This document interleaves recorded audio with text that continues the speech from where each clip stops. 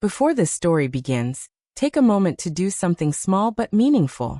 If stories about real life, complicated emotions, and quiet truths resonate with you, please subscribe to the channel. These stories take time to tell, and even more courage to remember. Now let me tell you mine. My name is Rachel. I'm 39 years old now, and for a long time, I believed something that felt comforting in its simplicity. I believed that once you built a family, love would automatically do the rest. I thought love worked like glue, strong, invisible, permanent. Something that filled in the cracks before they ever had the chance to widen. I believed that if two people committed to each other, the emotional connection would simply stay. No maintenance required. No questions asked. I didn't know then how quiet love can become when it starts to disappear. How it doesn't always explode or shatter. Sometimes it just thins out. Slowly. Silently. Until one day you realize you're standing inside a life that looks complete from the outside, but feels hollow when no one is watching. When I married Paul, I didn't just marry a man. I stepped into a family that already carried loss. Paul had been married once before. His first wife died suddenly, leaving behind a son who had learned far too early that the people you love can vanish without warning. Jake was 15 when I came into his life. Old enough to remember pain clearly, young enough to still be shaped by it. I knew marrying Paul meant becoming a stepmother, but I underestimated what that word really meant. I thought it would grow naturally, that time and kindness would soften everything. Jake was polite. That was the word everyone used. He said thank you. He followed rules. He never raised his voice or caused trouble. If you looked at him from the outside, you'd say he was well-behaved, mature for his age. But politeness can be a wall. And with Jake it absolutely was. There was always an invisible distance between us. A quiet boundary I could sense but never cross. He spoke when spoken to. Answered questions carefully. Never volunteered emotions. Never lingered in conversation longer than necessary. Sometimes, standing in my own kitchen, I felt like a guest in a house that technically belonged to me. I tried, truly I did. I asked about school. I remembered which subjects he hated and which teachers he liked. I noticed when his mood shifted and tried not to pry. I cooked meals I knew he preferred, even when Paul barely noticed. I told myself not to push, not to force affection where it wasn't wanted. But every small effort I made seemed to fall flat, like sound swallowed by thick walls. Jake wasn't rude. That almost made it harder. Rudeness you can confront. Distance just sits there, unanswered. I kept reminding myself that he had lost his mother. That grief reshapes children in quiet, permanent ways. That it wasn't personal. And maybe it wasn't. Paul, on the other hand, was what most people would call a good man. He was reliable. He worked hard. Bills were paid on time. The house was stable. There were no explosive arguments, no obvious betrayals. He never yelled. Never drank too much. Never disappeared for days. From the outside, our marriage looked safe.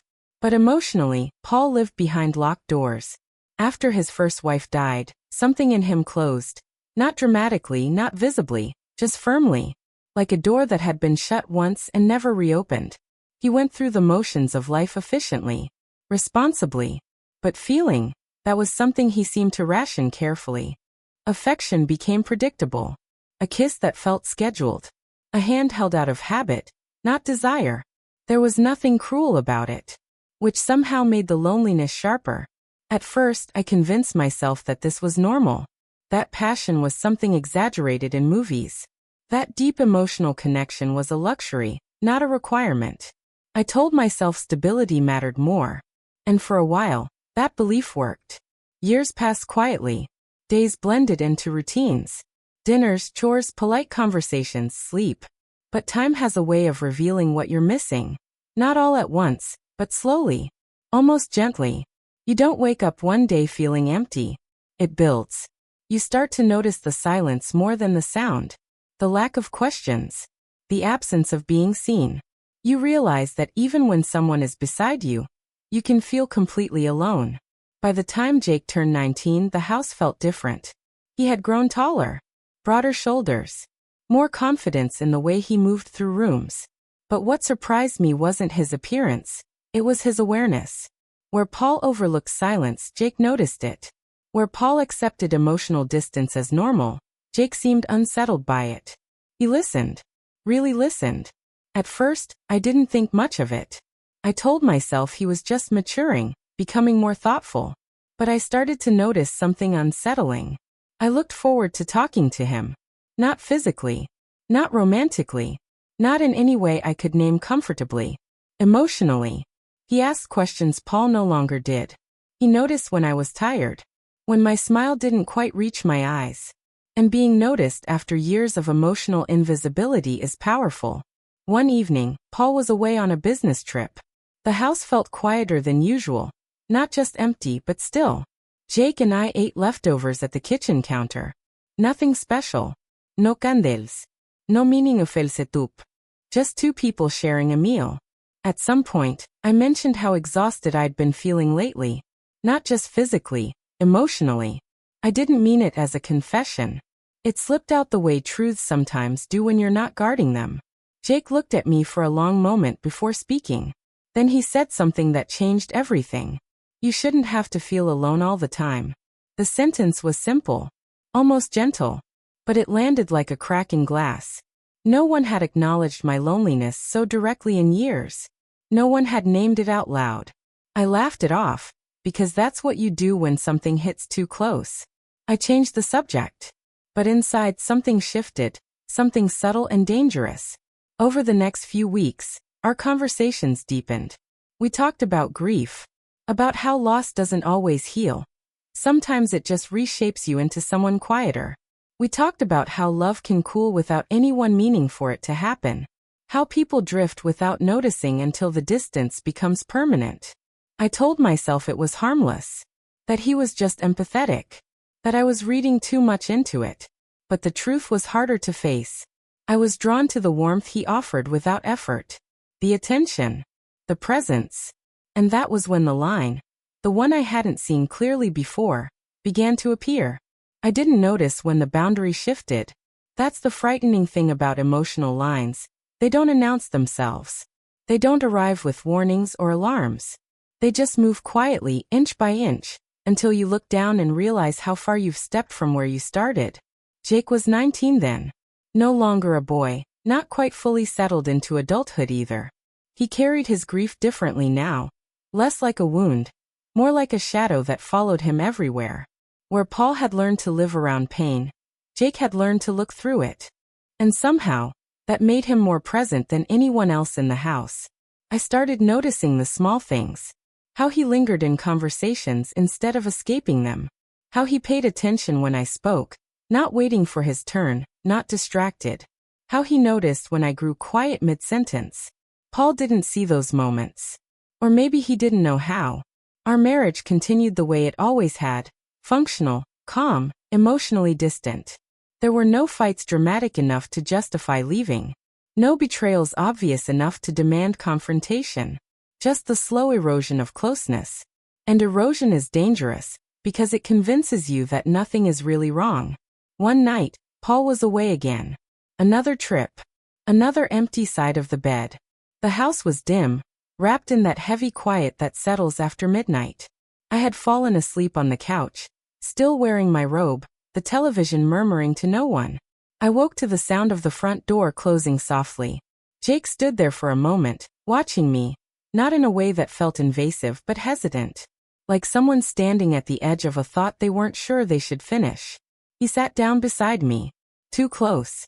Not touching, but close enough that I could feel his presence, his hesitation. "Rachel," he said quietly. His voice wasn't steady. "I can't do this anymore." I turned toward him, suddenly alert. I asked what he meant. His words came slowly, as if he were choosing each one with care, afraid of what would happen once they were spoken. He talked about watching me pretend everything was fine. About seeing how his father moved through life beside me without truly seeing me. About noticing the loneliness I carried. Even when I tried to hide it. He said he saw it because he knew what loneliness looked like. My heart began to race. I knew instantly that something dangerous was unfolding. I should have stopped him.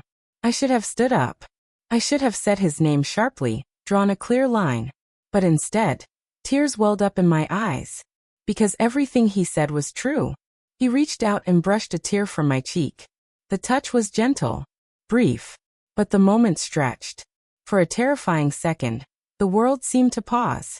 In that silence, I understood how easily good intentions can turn into irreversible mistakes. How loneliness can make warmth feel like permission. How desperation can disguise itself as understanding. Fear snapped me back to myself. I stood up abruptly, my voice shaking as I told him to stop. Told him this couldn't happen. Told him no. The change in his face was immediate. Guilt, shame, regret, all at once. He apologized quickly, stumbling over his words, insisting he hadn't meant to hurt me. Only that he hated seeing me suffer. I told him to go to his room. When his door closed, I collapsed. Not because of what almost happened, but because I finally understood how lonely I had become inside my own life. The next morning was unbearable. We couldn't look at each other. When Paul returned later that day, everything appeared normal. Dinner was made. Questions were asked. Answers were given. But something fundamental had shifted. Jake avoided me after that. Soon after, he moved out. Years passed. One afternoon, I ran into him at a cafe. He looked different, calmer, steadier, more at peace with himself. We exchanged polite words. Nothing more. As he was leaving, he paused and quietly thanked me for stopping him that night. I nodded, tears burning my eyes. Because we both knew how close we had come to destroying everything. That was when I finally understood something I had never fully grasped before. Loneliness doesn't shout. It whispers. It convinces. It makes the wrong thing feel like the only warmth available. That night didn't end in betrayal. But it came close enough to teach me a lesson I will carry forever. Love isn't just desire. It's restraint. Sometimes the most loving thing you can do is walk away, before damage becomes permanent. Paul never found out. He never will. We are still together. We exist more than we connect. I don't know if that's love, or simply shared history refusing to end. But I know this much. Love without connection starves the soul. And starving hearts search for warmth wherever they can find it. Even when it doesn't belong to them. If this story made you feel something, you're not alone. And you're not wrong for it. Subscribe for more quiet truths, and share your thoughts below. Sometimes the hardest stories are the ones we recognize ourselves in.